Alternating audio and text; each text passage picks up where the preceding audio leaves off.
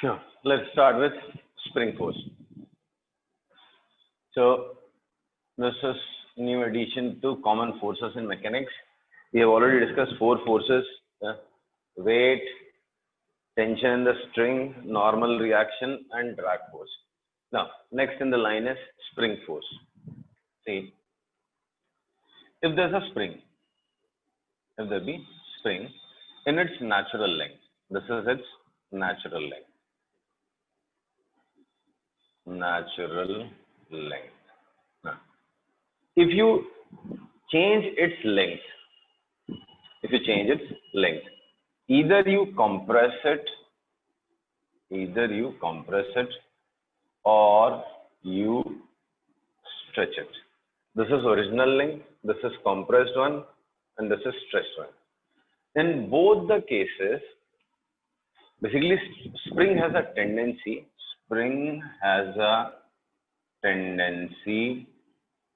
to regain its original length. In order to do that, there is a force developed within a spring when you change its length. If you try to compress it this way, if you displace it this way, then a force is developed which acts this way. What will be its tendency? Its tendency will be to restore its length. If you stretch it this way, then a force is developed within the length of the spring upwards. Tendency of it is to restore its length. So if you try to change the length of the spring, its tendency is to restore its length. You compress it, it has a tendency to elongate. You stretch it, it has a tendency to contract, right? So due to that tendency, it exerts a force. We also call it spring force, or sometimes you can call it a restoring force. It tries to restore the length of the spring, right? So this force, I'll call it spring force or restoring force. Spring force or restoring force. Now, what's special in this force? It's a very, at least there's something special in it, that it's directly proportional to x. Once again, directly proportional in physics, as I said. ये directly proportional sign आपका पीछा नहीं छोड़ेगा. Physics में बहुत सारी theories खत्म हो जाए अगर ये प्रोपोर्शनलिटी हट जाए. So once again you have a proportional sign. Force is directly proportional to x. Force is directly proportional to x. That means where x stands for deformation, कह लो आप, basically change in length. Here, this is natural length. So this is x. This is natural length, so this is x. So x stands for what? Deformation. There is some natural length of the spring. Here you compressed it. Here you stretched it. Right? So the amount by which you have compressed it or stretched it, that is x. Sometimes also read as displacement of free end. You can also read it as displacement of free end, though this word is not very precise. Why?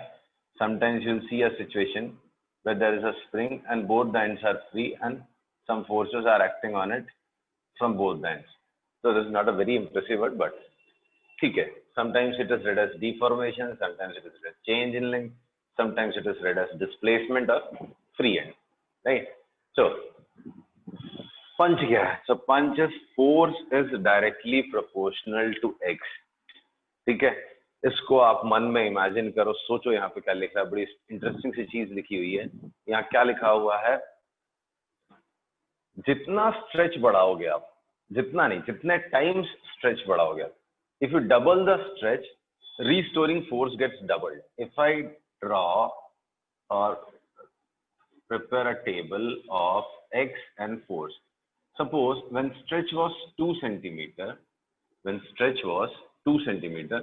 force developed is 30 Newton. Suppose, yeah, जब भी आपने stretch कितना किया था 2 centimetre, restoring force या spring force कितना develop होता है 30 न्यूटन। ना do one thing, make it 4 centimetre. जो स्ट्रेच है आप 2 की जगह 4 कर दो, तो रिस्टोरिंग फोर्स कितना हो जाएगा 60 न्यूटन। 60 न्यूटन हो जाएगा। That is if U double the stretch, double will be the restoring force, so this becomes 60। Make it 5, आप 5 कर दो तो रिस्टोरिंग फोर्स कितना हो जाएगा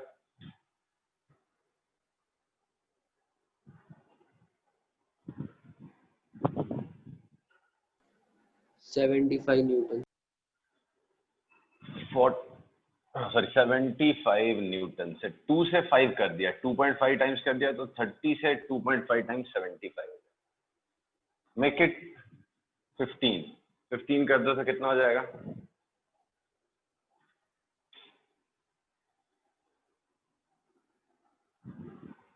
अगर आपने एक्सटेंशन को 2 से 15 कर दिया तो जो फोर्स डेवलप होगा वो कितने से कितना हो जाएगा? इतना मत सोचो, जल्दी बताओ, सिंपल कैलकुलेशन है। 225 225 हो जाएगा। 2 से 15 mean 7.5 times, so 7.5 75 3 are 225 Newton, right? So this is the table, right, of force developed in spring or spring force versus stretch or compression। कितना खींचा या कितना दबाया उसके ऊपर, बड़ी खास चीज है। हर जगह पे F/x निकाल के देखो। पहले केस में 30/2 15 न्यूटन पर सेंटीमीटर। यहाँ देखो 60/4 75/5 225/15। हर केस में ये 15 न्यूटन पर सेंटीमीटर होता है, right? Every time this is constant. बस इसी को बोलते हैं स्प्रिंग कांस्टेंट।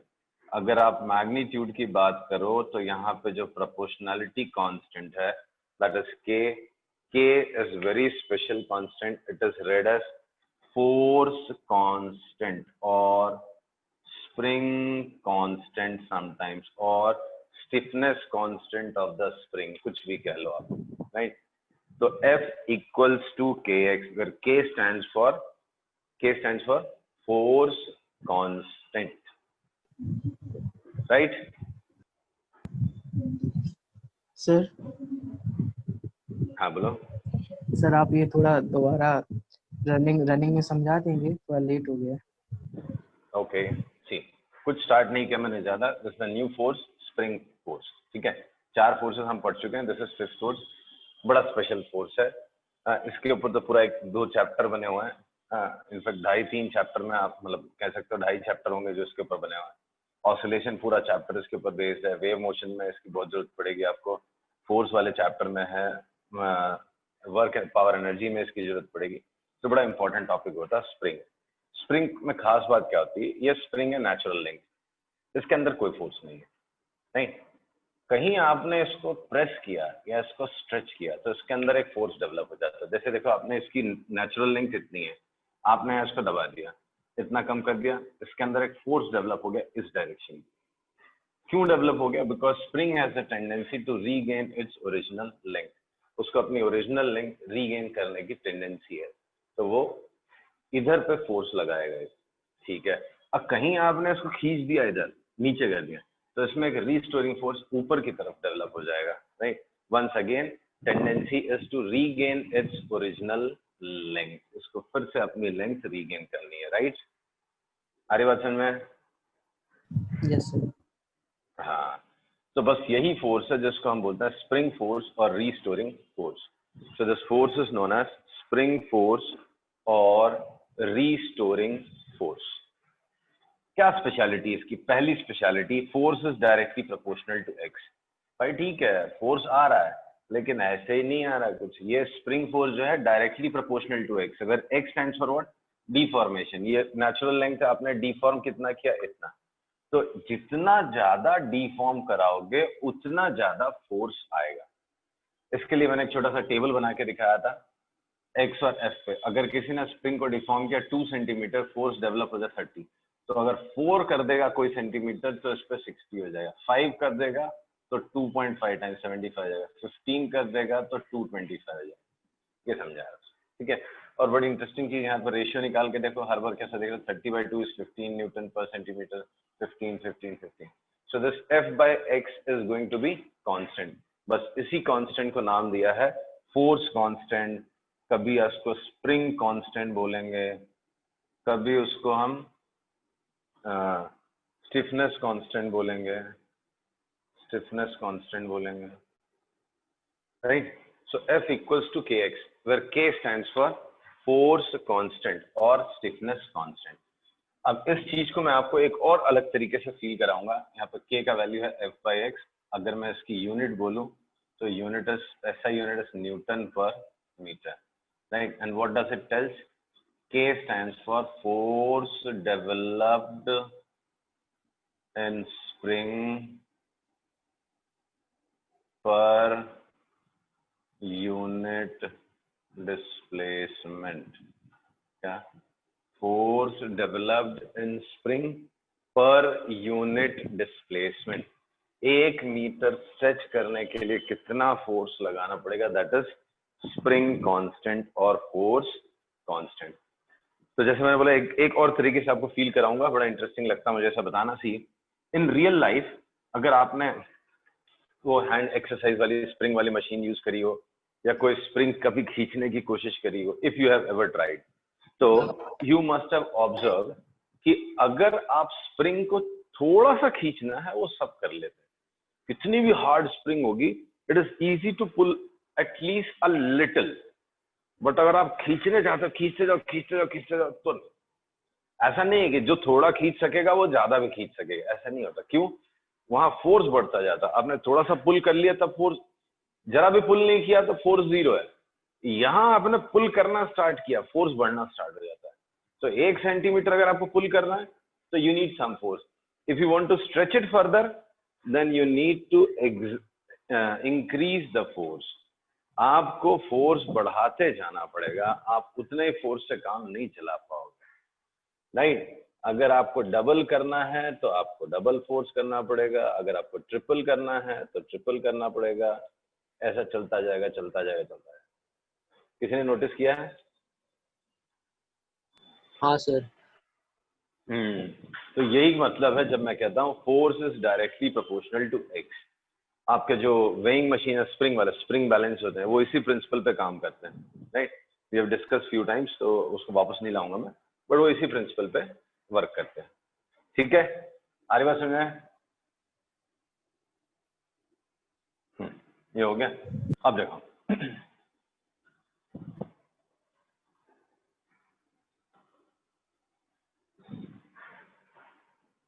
अब इसमें एक और चीज ऐड करनी है जो बहुत इंपॉर्टेंट है। अगर नेचुरल लेंथ में है स्प्रिंग, राइट, अगर आपने इसको इधर खींचा, डिस्प्लेसमेंट को अगर मैं वेक्टर क्वांटिटी मानता हूं, तो displacement if is directed in this, directed downwards, then force किधर लगता है? अगर आप इसको नीचे डिफ्लेक्ट करोगे तो फोर्स किधर लगता है? ऊपर की सर उसके तरफ अपोजिट डायरेक्शन में। ऊपर की तरफ। अगर आपने इसको कंप्रेस कर दिया, डिस्प्लेसमेंट इधर है, एक्स इधर है, तो फोर्स किधर लगता है? नीचे की इधर तरफ। लगता है। तो force and displacement are always in opposite direction. This will help me write force is proportional to minus x. अगर डायरेक्शन भी कंसिडर करूं तो this is a special force, force is proportional to minus x. अगर मैं इसको sign के साथ express करूं तो F is equal to minus K x, ठीक है। Yes sir. समझा ना? ओके, नाउ कुछ छोटे छोटे क्वेश्चंस करते हैं। इसमें छोटे छोटे क्वेश्चंस हैं। एक स्प्रिंग है जिसका फोर्स कांस्टेंट है 500 न्यूटन पर मीटर। इस स्प्रिंग इज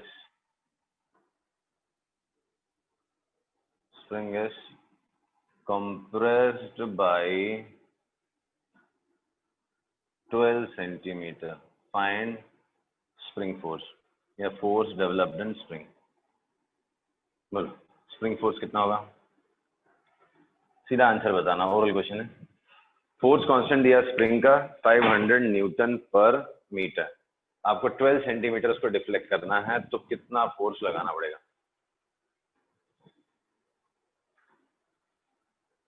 60 न्यूटन। 60 न्यूटन। कैसे किया? 500 न्यूटन पर मीटर है और मुझे 0.12 मीटर डिफ्लेक्ट करना है, तो 5 into 12 60 न्यूटन फोर्स है। अगर इसको स्ट्रेच करना है मुझे, तो if spring is stretched by 12 centimetre then spring force will be what?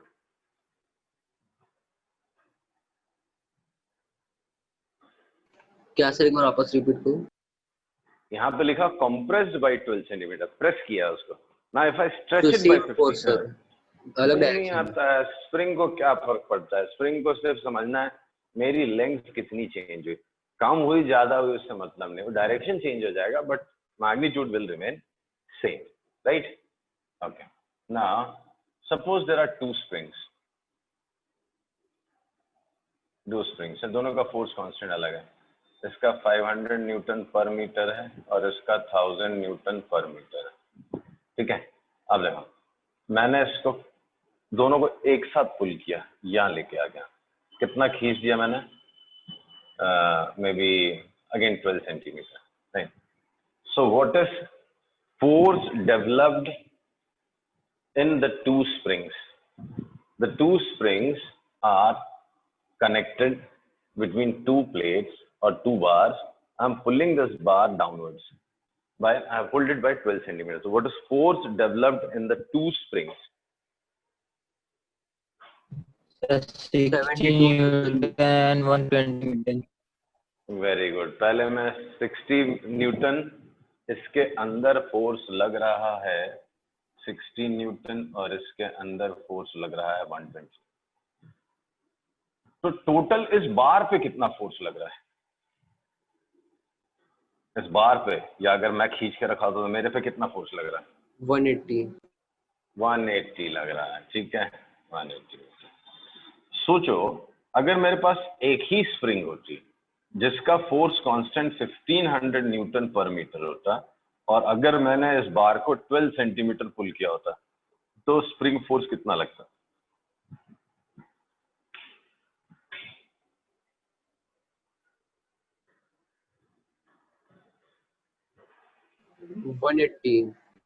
180 लगता।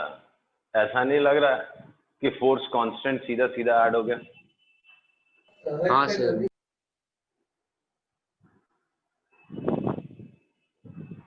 तो इस बार भी 180 था। एक्चुअली ये इसका इक्विवेलेंट स्प्रिंग कहलाता है, या इफेक्टिव स्प्रिंग कांस्टेंट कह लो आप। सो दो स्प्रिंग हैं, इसको बोलते हैं parallel combination of spring. Feel करना है आपको, ये स्प्रिंग्स हैं बहुत सारी पैरेलल कॉम्बिनेशन में, ऐसे ऐसे ऐसे ऐसे, सबका नेचुरल लेंथ सेम था, ठीक है? तो इसका spring constant K1 K2 K3, right? तो इसका effective spring constant K1 plus K2 plus K3 है।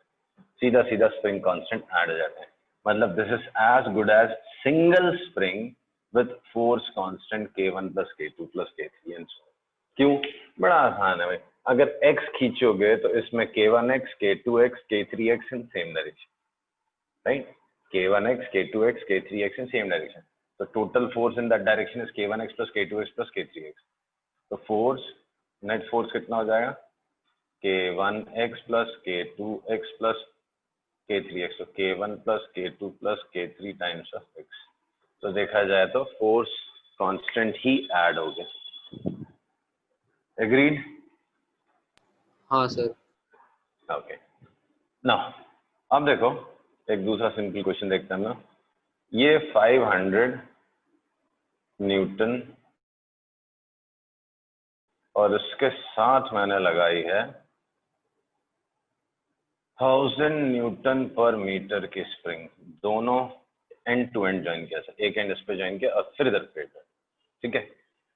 अब अगर मैं इसको खींचू नीचे तक मैं पुल करके लेके आता हूँ, यहाँ लेके आता हूँ, राइट? तो सवाल ये है, इस स्प्रिंग के अंदर जो फोर्स डेवलप होगा और इस स्प्रिंग के अंदर जो फोर्स डेवलप होगा, उन दोनों में से कौन सा ज्यादा होगा, कौन सा कम होगा? ध्यान से सोच लेना, नहीं आया तो बोला मुझे सर वापस डिस्क्राइब करो सिचुएशन। सर जो 1000 न्यूटन मीटर वाला है उस पे ज्यादा फोर्स होगा। उसमें ज्यादा फोर्स लगेगा, ठीक है। तो वो जो स्प्रिंग फोर्स है वो इस डायरेक्शन में लग रहा है और इसका वाला स्प्रिंग फोर्स इस डायरेक्शन में लग रहा है। हाँ सर। आपको नहीं लगता अगर इसमें ज्यादा फोर्स डेवलप होगा तो ये स्प्रिंग को नीचे खींचेगा, चल बेटा तू भी नीचे आ मेरी तरफ। हाँ सर। तो भाई यहाँ पे तो सब कुछ स्टेबल है, मैंने यहाँ पे खींच के सब रोक दिया है। ऐसा खींच खींच के तो तोड़ फोड़ के फेंक देगा उसको। सोचना मैं क्या बोल रहा हूँ। If spring force developed in the lower spring is more, then it will pull the upper spring, right? हाँ सर। हाँ, तो किस में ज्यादा होगा अब बताओ। मतलब मुझे ये सिचुएशन तो गलत दिख रही है। फिर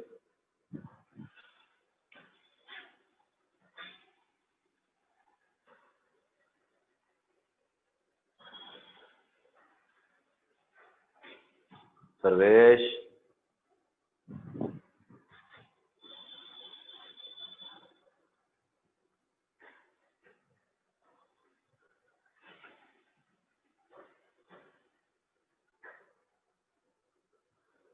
तेज,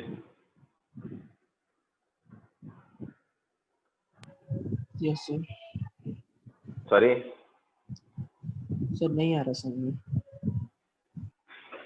ये प्रैक्टिकल सिचुएशन समझ में आई आपको कि दो अलग अलग, ये हार्ड स्प्रिंग है ये लाइट स्प्रिंग है, मैंने दोनों को जोड़ के खींच दिया, तो किस में ज्यादा फोर्स डेवलप होगा। शुभम ने बोला इसमें ज्यादा डेवलप होगा, ठीक है। अगर इसमें ज्यादा डेवलप होगा तो ये ज्यादा खींच रहा है नीचे की तरफ और ये ऊपर की तरफ खींच रहा है। अच्छा, स्प्रिंग में दोनों एंड पे फोर्स लगता है। जैसे ये स्प्रिंग है, ये स्प्रिंग खींचा हुआ है, ऑलरेडी स्ट्रेच है, तो फोर्स इस वाले पॉइंट पे इधर लगता है और इस वाले पॉइंट पे इधर। ऐसा नहीं है कि यही वाला अंदर आएगा, अगर ये फ्री रहेगा तो ये भी अंदर आएगा, राइट। तो ये वाला स्प्रिंग में अगर ज्यादा फोर्स है तो ये ऊपर वाले को नीचे खींचेगा, राइट, ऊपर वाले को नीचे खींचेगा, तो ये तो और खींचता चला जाएगा। कब तक खींचेगा, टूट जाएगा ये तो। दोनों में बराबर फोर्स होता है, फोर्स दोनों में बराबर है, एफ एफ एफ सब जगह सेम। आई एम श्योर नहीं समझा आपको, ठीक है, नहीं समझा ना। नहीं सर। नहीं समझा सर। हाँ, ये वाला पॉइंट में यहाँ पे हवा में बना था, ये वाला पॉइंट कौन सा, ये वाला पॉइंट। इमेजिन कर पाए आप, जहाँ पे दोनों स्प्रिंग बने हुए उस पॉइंट को मैंने बाहर निकाला है। Yes sir. स्प्रिंग मासलेस होता है, मासलेस ना भी हो, चलो कुछ मास भी रहे तो भी टेंशन